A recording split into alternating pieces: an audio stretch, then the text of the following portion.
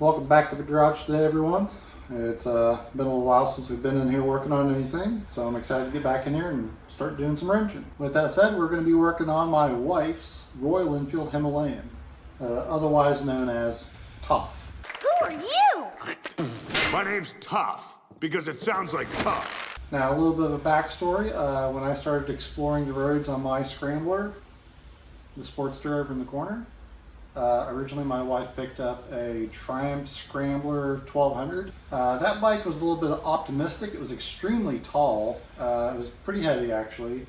Great bike, fantastic bike, just a little too big for what we are actually looking to do. So we ended up getting rid of that.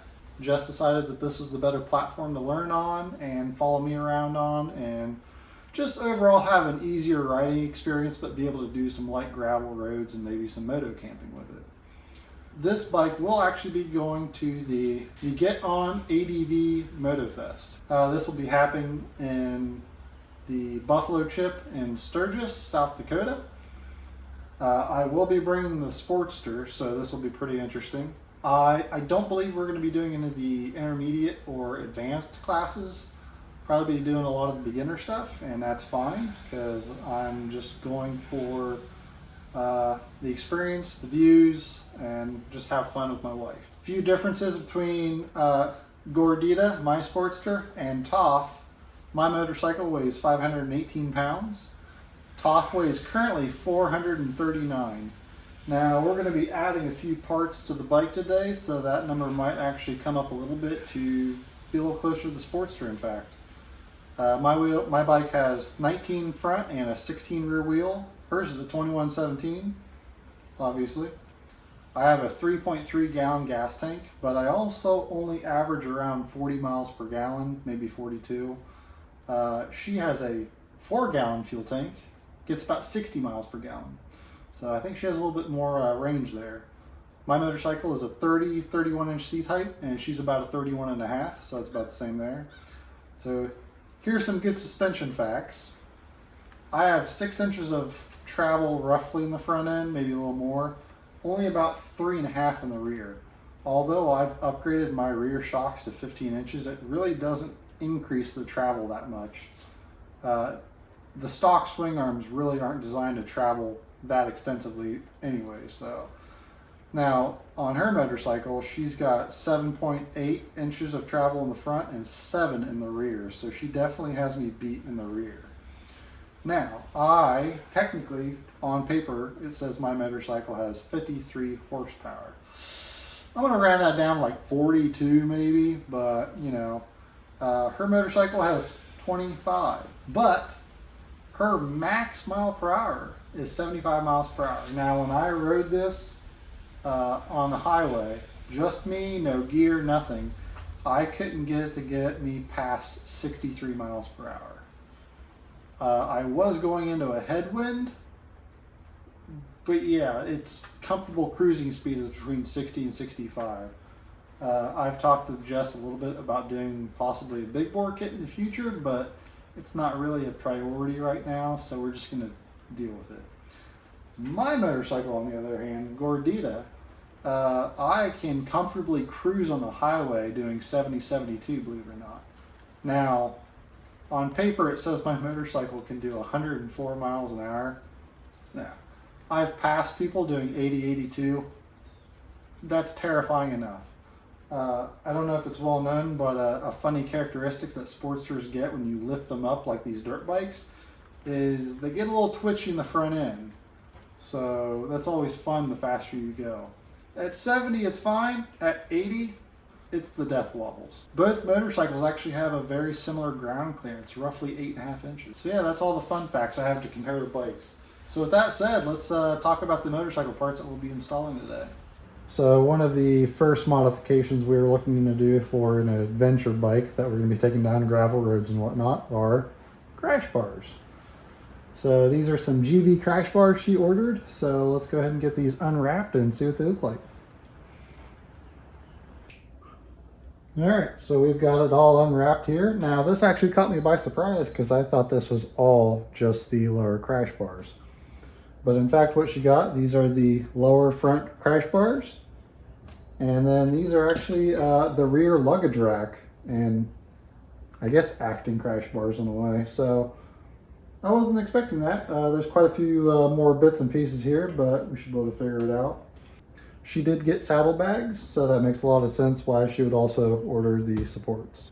So the other big part that usually coincides with crash bars are bark busters or hand control guards.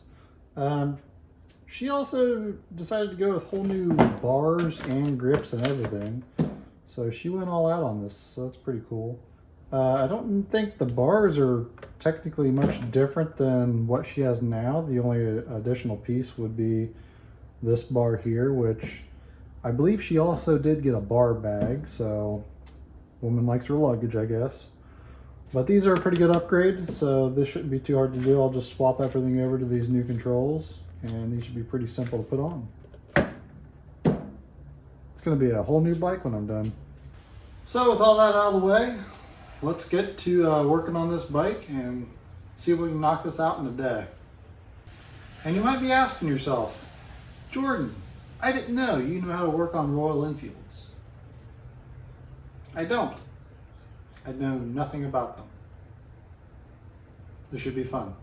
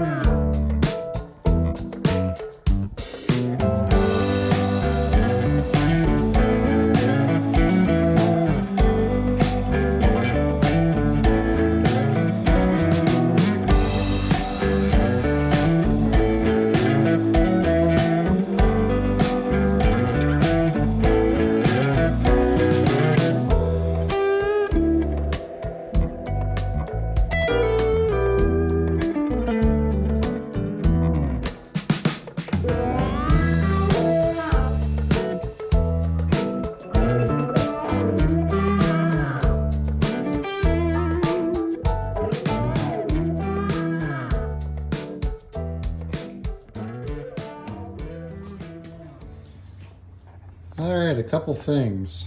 First off, there's supposed to be a brake extension here. It goes basically right there that moves this up. Well, the actual line here is not long enough and it's wrapped around some other cables and I can't untangle it. But it doesn't seem to interfere with anything. I don't know if this was more of a first year issue or what, but I can't use it on mine, nor does it actually interact with anything. I'm guessing if this maybe bends in, it'll break that, but I quite literally don't have the brake line to install this bit, so I don't know what that is. The other thing is Royal Enfield did not block off the manufacturing holes here. So those are just constantly being filled with crud and whatnot. So as you're putting in the bolts, it almost feels like they're cross-threading. So that one right there, I've seen some people loosen the header to get better access to that. I just used a wrench, it fit.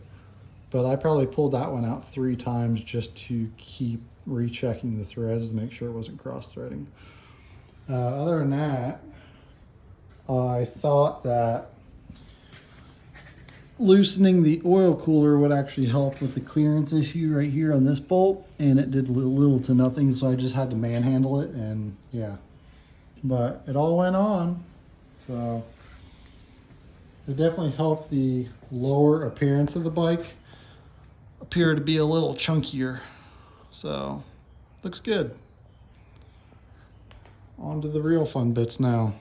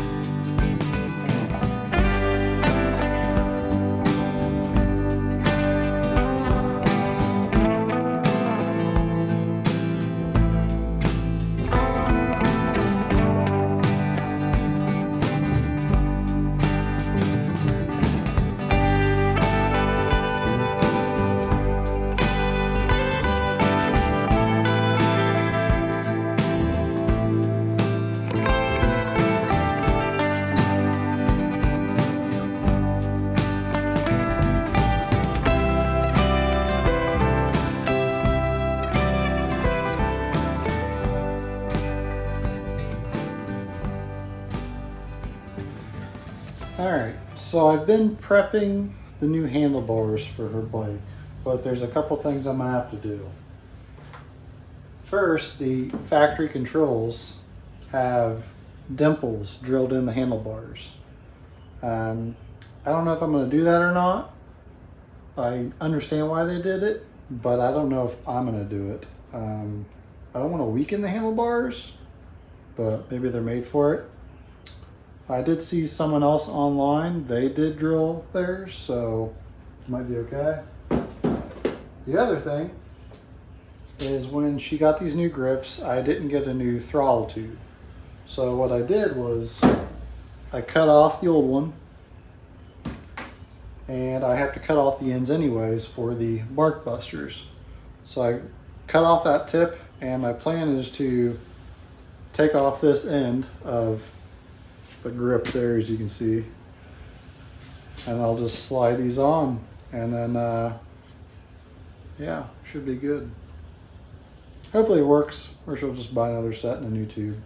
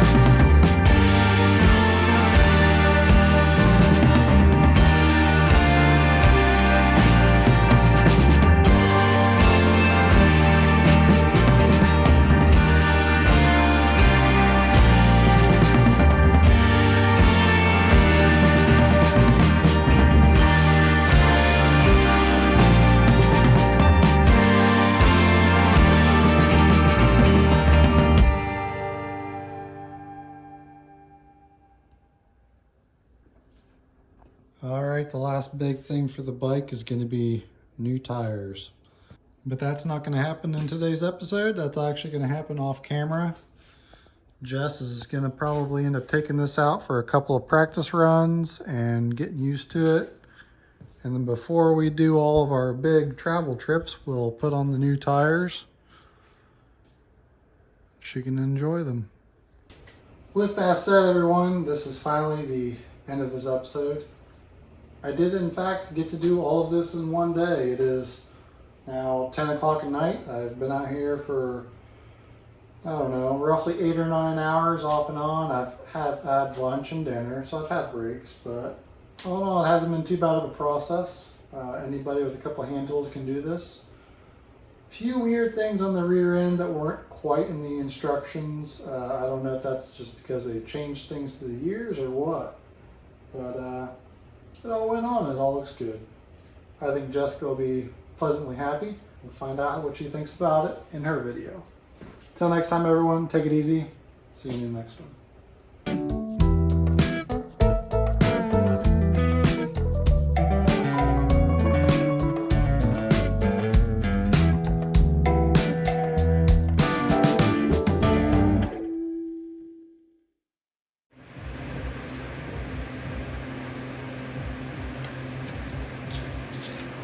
Look at that.